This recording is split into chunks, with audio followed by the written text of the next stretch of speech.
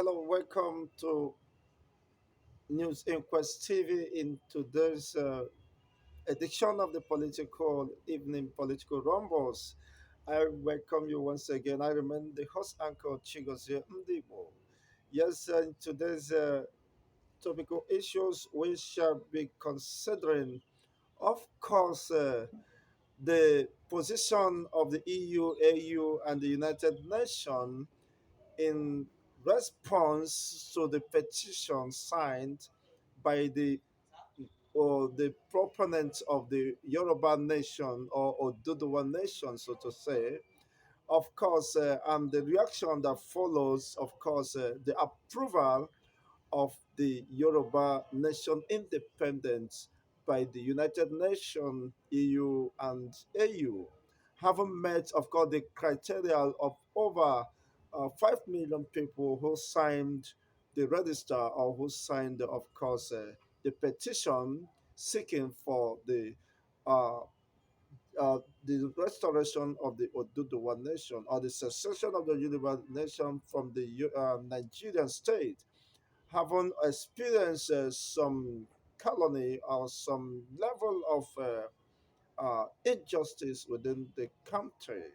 In recent times, especially since 7 years down the line, when of course the country has been turned into a gog, has become a killing spree, where the Fulani Caliphate or militias, of course, takes advantage of their own person presiding over the affairs of Nigeria to unleash mayhem to the indigenous people, where over 2 million of the Yoruba people are calling for safety in neighboring Benin Republic and across the entire region. Of course, there is great pandemonium and fear, of course, gripping the locals who are very apprehensive of what becomes, of course, their fate. People who go to sleep are being attacked. Of course, the recent in the news is the Owo killing, where, of course, the victims of this uh, heinous crime was lowered, committed to the murder at yesterday, being the 17th of June 2022.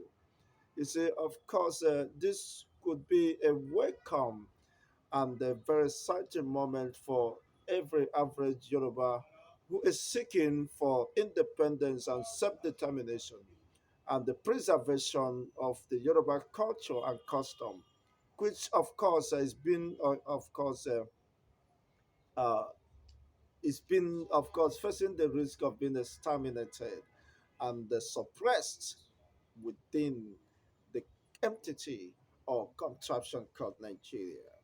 Yes, to my Yoruba fellows and loved ones, this is congratulations, a big one for that. And we look forward that there will be a peaceful, of course, secessions from this contraction. Well, could that, of course, be welcomed by the states or the Nigerian state?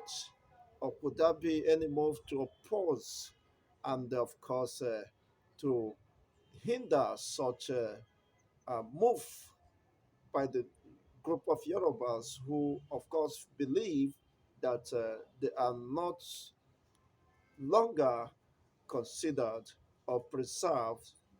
The continuity in Nigerian state is no longer an issue that should be, of course, uh, treated with such a level of ignominy.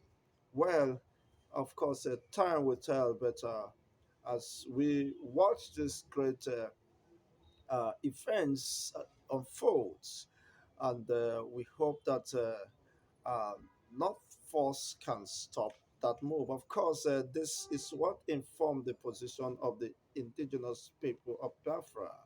Having seen down the line that, of course, they are endangered species, the continuity of existence within Nigeria is jeopardized and threatened, and their culture and existence, and of course, of the life of the people is no longer the safety of the lives are no longer guaranteed within the Nigerian space.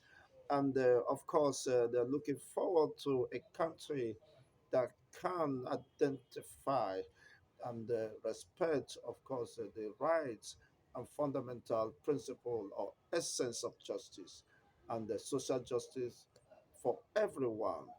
And this is why, of course, being spearheaded by the leader of the indigenous people of Biafra, the person of Mazi Nnamdi Kano, is spearheading this move. And we do hope that, of course, in no distant time, the cause of justice, of course, will be served, and the voice of the people will not be silenced. And it is very pertinent and very important that the international communities will consider this clarion call. Of course, having several evidence to attest to the fact that Nigeria is no longer, of course, the unity of Nigeria is no longer sacrosanct and should be discussed. Of course, people should be allowed to decide their fate on the side of course their political alignment and affiliations. Should people, of course, decide to move on, having considered their continued existence within this contention as a threat to their national or to their nationhood and the preservation of their customs. Of course, they should not in any way be, of course, disregarded. Their voice should be heard and, of course, attention. Very pertinent and critical moment we are in.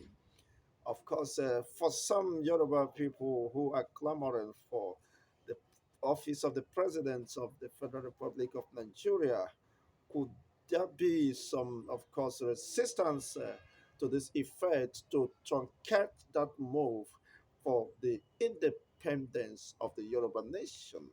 Well, time will tell how far they can go and the impact, of course, they can make. But the reality is that this is the voice of the people, and the voice of the people can never be silent, never in history, because people will always have their way, because there is no government without the people, and there is no people without government. And it is what the people, of course, government is made to, of course, address fundamental issues that borders on the safety, the well-being, and the, of course, continuity of the people. If that is not the reason, if that, of course, objective and principle and the sense of governance is mis, of course, understood, then it means the absence of the people is the absence of governance, of government. So it is designed to preserve, of course, the natural liberty of the masses. Then, when, of course, the art of government becomes cruel, becomes an instrument of cruelty, an instrument of subjugation, an instrument of, of course, exterminating the supports, of course, people who should have their voice heard, who should have their fundamental rights protected. Of course, that government does not deserve a day of existence.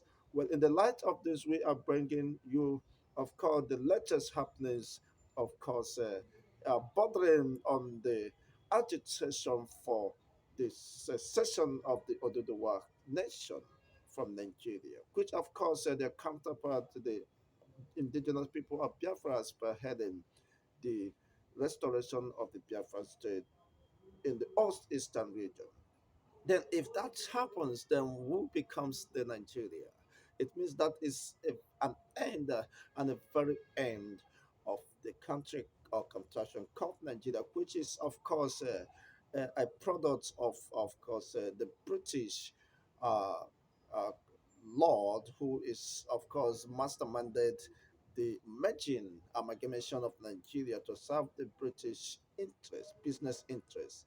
It was not intended to serve the people. And of course, the people who were joined together were their consent weren't sought for. And it's very unfortunate that, of course, this have in no way served the purpose, the unity, and the integration of the southern and northern protectorate, including the Lagos colony, which formed the Competition called Nigeria. Well, we shall be bringing you updates in the light of these realities. Of course, starting up us and cropping up, and we shall, of course, keep you updated in this very important, of course, uh, topical issue bordering on the continued existence of Nigeria. It was gathered as, of course, the election in Ekiti was marked with violence, with where ballot boxes were shattered and torn in pieces, and the people scurrying for safety. You can understand that the safety of the electorates could no longer be guaranteed under these present circumstances. Then, what is the way forward? If, as we of course are looking up to 2023, where of course the fate of the Nigerian people or any the successor of Buhari, the president of Nigeria, will be decided. This is just a litmus test to what might happen comes the year 2023. Should Nigeria, of course, remains as an entity.